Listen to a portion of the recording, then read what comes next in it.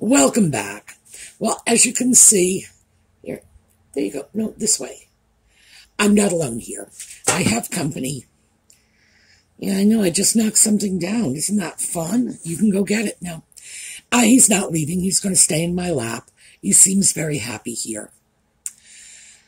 So, after yesterday's video, which was a heavy topic, and it's one that tends to irritate a lot of people, because we were talking about the impact of COVID, the direct impact. Those of us who had COVID, who still may be suffering from symptoms, and those of us who are not getting vaccinated for whatever reason. Now, frankly, I said this yesterday, I think vaccinations should be something of choice. I don't think anyone should be compelled to do it. On the other hand, I think vaccinations are an incredibly valuable tool. They kept my generation much safer than my parents' or grandparents' generation. What can I say? I can see both sides of the issue. But having said that, it's a tough topic. It's a depressing topic for many of us. It's an anxiety-breeding topic for others. So, I thought we'd do something a little more fun today.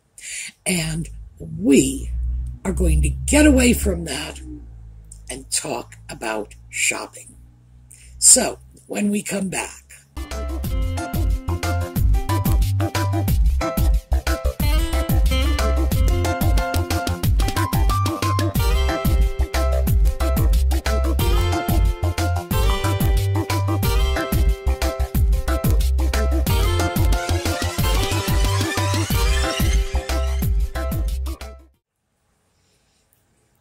so I'm sure I don't need to tell you, Audie has absolutely settled in here. He is on one knee and he's got his tail wrapped around my back and he is just whacking me with it. So that usually proves he's happy. Yes, we're always happy when we're beating our mom, aren't we? Yeah. So, shopping. Like I say, I think we deserve a little break from the heavy stuff. Not everything about our flight from 2020 has to be momentous and depressing and just earth-shattering. Sometimes it can be fun. He's left me. Yes, I know. You gotta wonder about him. The minute I say fun, he's taking off. I guess he understands that I'm just not the most fun person around. I wanted to talk a little about shopping because that's one of the things we've brought into our escape from 2020. The fact that many of us just let our personal appearance go to hell in a handcart, frankly. We weren't shopping because we couldn't shop. Some of us were not shopping because we went through weight fluctuations. Some of us were not shopping because we lost our jobs and new clothes were just a luxury we couldn't afford. And now that we are starting to normalize a bit, we're starting to look at the idea of shopping once again. So I wanted to share with you my two most recent purchases and talk a little bit about why I'm comfortable making these purchases and what I intend to do in terms of future videos around these purchases. So let me start with this. It's handbags, by the way, both of them. This is an off-white crossbody bag, you can tell from the length of the strap, by Carlo Falci. Carlos, I'm sorry, got that wrong. Carlos Falci. And he was a very hot designer about, I guess 10, 15 years ago, his stuff was all over the place. Very, very pricey. And he even did a line of bags for Target. This is a leather bag, so this is not from that Target line. Those were all faux leather and lower priced. Same designs, but, less expensive. He passed away in 2015. And since then, his bags have just been going crazy on the secondhand and used market. So I grabbed this one, $28. I considered it quite a bargain. But if you look at it, here, let me show you on the bottom. See if you can see that. Yes, we got a spot there. Overall, the bag is not clean. And so that's what I was referring to when I said looking at some future videos. I am going to show you how to clean white leather, because white leather, interestingly enough, is not cleaned the same way other leathers are cleaned. Well, for obvious reasons, white things are often not cleaned the way colored items are cleaned. So this one needs a cleaning. Let me show you the other one.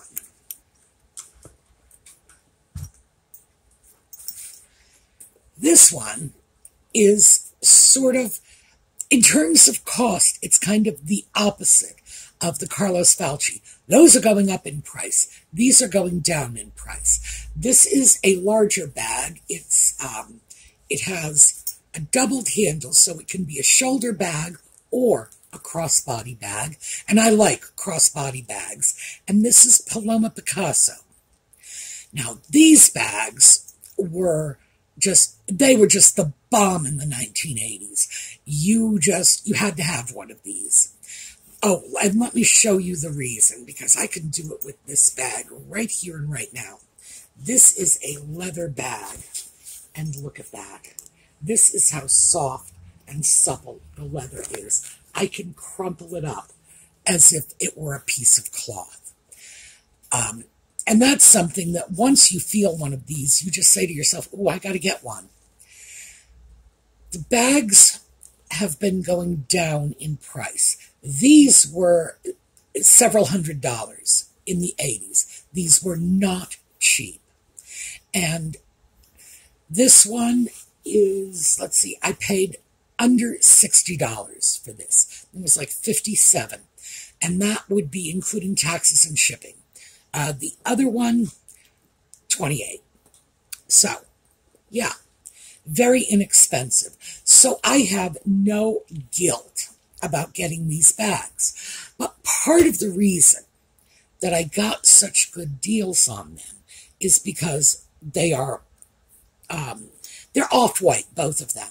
So they're in that sort of light leather category, and they're not clean. They need to be cleaned. Now, if somebody had taken the trouble to clean them before I got my hands on them, well, maybe I would have had to pay a little more for them. But as it stands, no.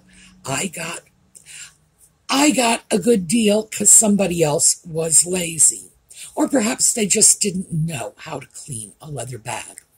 So that's what I thought we would do later on. And I think that should make a pretty interesting video. But for now, I wanted to talk about the reason why I'm very comfortable with the idea of buying handbags. And most of my handbags are name brand. They've got like some fancy little designer label on them. And the least expensive ones, the sort of, bottom rung in my closet, are Coach bags, because you can get them very reasonably. And then it goes right on up to the Chanel is probably the priciest, just in terms of name. Louis Vuitton, yes, I have designer bags. Here's what I want to tell you, though, because I know you're all sitting back saying, oh, I didn't know that about her. I'm going to switch over to another video. I will tell you this. I have never paid more than $100 for a bag. I happen to believe anybody who pays more than $100 for a handbag needs their head examined. So I get mine on the secondary market always, or I can get just massive closeout sales. I have a Coach bag that I think I paid $42 for because I got it on some crazy, like 90% off sale. The reason I like bags is I can go out and buy a bag without worrying about whether or not it's going to fit me, because it's always going to fit me. What if I lose weight in the future? Still going to be able to wear the bag. What if I gain weight in the future? Still going to be able to wear the bag. It's one of those things I can throw into my closet no matter what's going on for me. Well, can't buy that because I haven't been exercising lately, and, no, doesn't apply to bags. So that's why I like getting bags. Also, because in general, my wardrobe is as dull as dirt. It really is. Just frighteningly dull. I look to these sort of generic accessories like bags and scarves to throw color into my wardrobe. That's where the color and the style and the pizzazz come in. Again, same thing with a scarf. I can get a scarf. I know it's always going to fit. I know if I gain weight next week or lose weight next week, I don't have to get rid of the scarf. The advantage to a bag, however, is on top of everything else, the bag is very, very practical. I know no women, I was going to say very few, but I do not know any women at all anymore who leave the house without a handbag. There were times in my life, especially younger, because younger women sometimes will walk out the door with nothing but a cell phone and a credit card, and that's the end of it. They're happy. But usually, once you're over 30, you're carrying a bag. You've got a little more stuff than just, oh, here's my phone, here's my credit card. It's almost universal.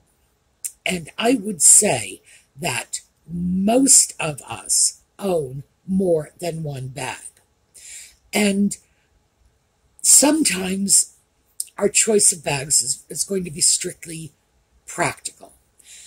We are going to want, this for example is a larger bag, as you can see. Well, for me, it is a larger bag because, as I said, I have a thing for crossbody bags. So most of my bags are basically a wallet on a strap, or in some cases, a wallet on a little wristlet strap. Because, and that's because I walk. It's just, if you do a lot of walking, you just as soon have your hands free, and you don't go around carrying a whole bunch of, big stuff. I have a couple of larger bags. It's not like I don't ever use them, but when you do a lot of walking, you get used to smaller bags and more sensible shoes. So, yes, I have small bags and comfy shoes. It's my life. The fact is that it's one area in our wardrobe that we can afford to spend a little more on because we're going to have it for longer periods of time. It's not something that is going to phase in and phase out with styles. A lot of my bags have been in the same general style. You could get this bag or a bag like it for the last 15, 20 years. In some cases, well, this one, 1980s. So you could get this bag 40 years ago. Somebody did buy this bag 40 years ago, and I've got it now. They tend to be more timeless, and because of that, there's something that you can justify putting a little more money in. Now remember, not more than $100, because if you do, I'm going to think you're crazy. So in order to get these wonderful designer bags for under $100, you need to know where to go looking. And first of all, thrift stores are great. I recently, despite the fact that, here, let's take this back. I just should hold this up and not put it down. I paid under $60 for this bag, and that was taxes, shipping, etc. Landed. That was the price, under 60, I think 57 to be exact. I just read an article on the internet from a woman who bought the same bag, identical, at a thrift store for $4. So, even though I think this was a great deal, obviously she got a stupendous deal. So, good for her. You can indeed find these things at thrift stores, but you can also find them on resale sites, eBay, Etsy. Etsy, by the way, is one place I wouldn't go expecting to find a deal. In my experience, when you get handbags or anything designer from Etsy, it's usually more expensive than some of my other more preferred resources. eBay, you can get some great deals. Most of my handbags have come from eBay. I will watch listings, get to know certain sellers, and just see what they're carrying, what the quality is, etc. Watch their listings. And then when I see something that is a good deal, I'll just grab it. Just go in at the last minute and snipe it right out from under whoever else was looking at it. And by the way to do that is with a program called Gixen, Gixen. And if you don't already have that on your computer and you do anything at all on eBay, well, you're leaving money on the table. So just go to Gixen.com, download their program. I have been using it for, oh God, I think ever since it first came on the market, which is probably at least 10 years. It's free. Now, my version of Gixen is not free. I think I pay $11 a year for it. It might as well be free. $11. There is more than $11 in change stuck between my sofa cushions, and we could all say that. It has saved me so much more than that over the years. What you do is you take the item you want, you throw it into the Gixen program.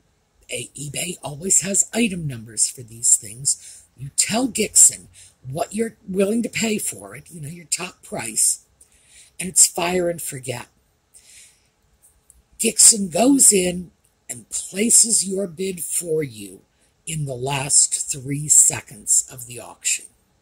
Now, I have been outbid using Gixen, but no one's ever outsniped me. So I find that to be terrific. And also, there's another thing. By the way, I don't get any money from Gixen. I just love the program. I really do. Another advantage is if I go online and I want a handbag, for example, and I see 3 really good prospects, I can throw them all in and group them together. So the first one I get will cancel out the other 2 bids. So it's not as if I have to, go in and manually do anything. When I line up 3 handbags in the Gixon program, if I get the first one, the second 2 bids are automatically canceled. If I don't get the first one, Gixon just moves right on to number 2. And if I get that, well, then the third one's canceled. If I don't, bang, right on to number 3. I don't have to do anything about it. They just do it all for me, and they do it in the final 3 seconds of the auction. So, yes, when I say I just go in and snipe them, that is exactly what I do. And I have been able to get some really I just told you, Louis Vuitton handbags for under $100. And I got a closet full of them, and I will not pay more than $100. So, the proof is in the pudding, and the pudding is in my closet. The fact is, you can get some really, really great stuff, because the key to getting good deals is either you have a great deal of time, a great deal of money, a great deal of knowledge, or a great deal of patience. Any one of those will do it for you. So, yes, you can go in, do your homework, make your selections, and maybe you won't get them the first time out, or the second, or the third. Sooner or later, you will. And I'm not talking theoretical here. I do this all the time. So, why would you go out and get an $80 handbag at wherever people buy $80 handbags? I don't know where that is. A new store, $80 handbags. No, why would you do that when you can get a really nice designer bag on eBay, same price? I think it's terrific, and I have a great deal of fun doing it too. And remember, I talked about this when I said we're going to do fantasy shopping. I know me. I have been living in this body for a long time. I know who I am. And I know that if I don't get some gratification out of my shopping, I will buy something.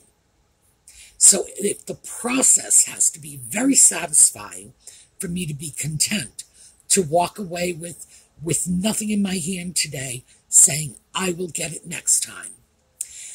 And in this case, it is. I love doing the research. I love watching listing after listing. I love targeting certain sellers and watching what they're selling, what their items go for. And then the next time they put something out there, I like being able to go in, make a bid. I know so much about them at that point that it is just plain easy for me to go in and scoop up a bargain. And of course, like I say, Gixon lets me snipe, which makes it a whole lot easier. And certainly, by the way, you don't have to pay $11. You don't. I do. I love the program. I will happily pay them $11. It's free. You can get it without paying a penny, and you can get the program. And I used it for a couple of years for free until I realized how much money it was saving me. And then I just went in and said, no, I'm happy to share my savings with them. After all, they gave it to me. So that's why I like things like bags. Because if you buy them, they're always going to be there. And if you make a game of the smart shopping, I almost said sharp smopping. I don't know what that is.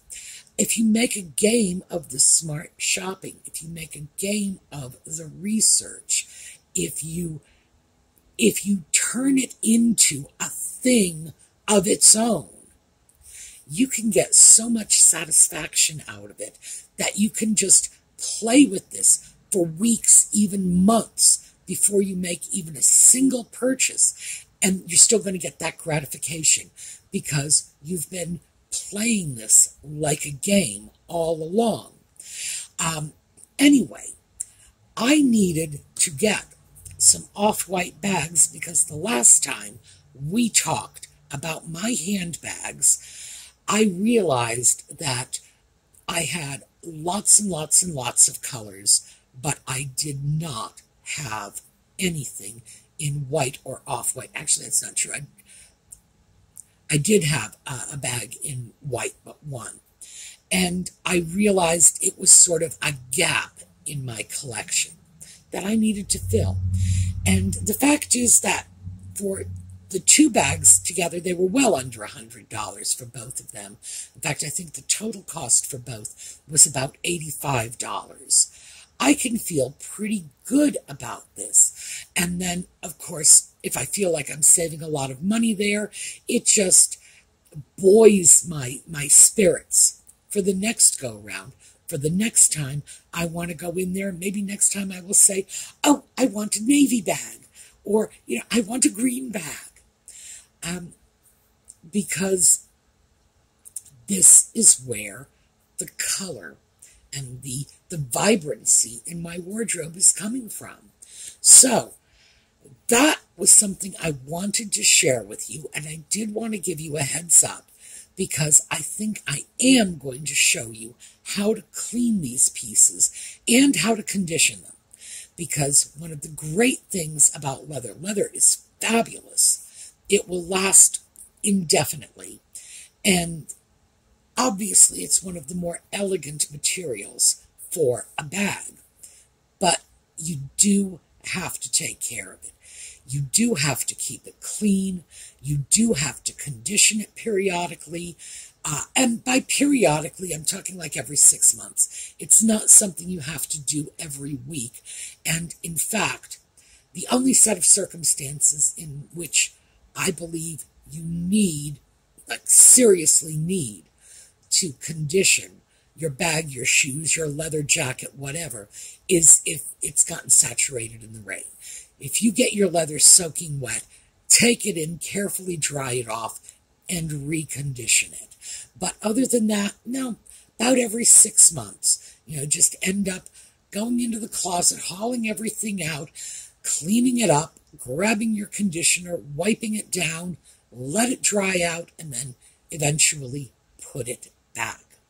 And it is a process, but like we spoke about when we were talking about maintaining wool clothing.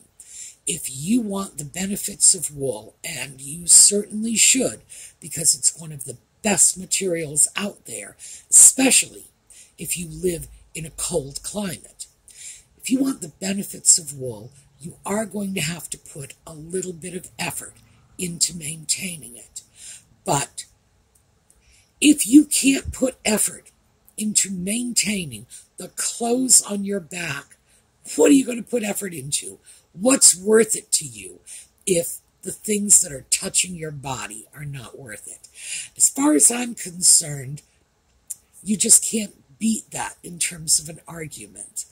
I'm touching it. I want it to be clean and in good condition. So that is what I wanted to share with you today. A little bit lighter, a little less oppressive than the previous video. And in the meantime, this week, I am going to show you how to clean these bags. This one doesn't need a lot of cleaning. The other one does. I'm going to show you how to clean it because I will take sort of time-lapse photography so you don't have to watch me just sitting there scrubbing the little bits. But I want to show you how to do it, and I'll probably throw in some other piece of leather along with this, not just the white ones, because as I say, the white ones, white leather is not cleaned the same way other leather is cleaned. So maybe we'll throw some brown leather in there too and see if we can just get that out for you, because even though it is not difficult to clean leather, you can do a tremendous amount of damage cleaning leather with the wrong materials, the wrong chemicals, too much elbow grease, etc. So it's probably worthwhile that we take a look at this. All right, we're going to take a look at a slideshow on our way out. We will be returning at 8 o'clock this evening for those of you who follow Just Chattin'. And in the meantime, we will see the rest of you again next week. So have a terrific day.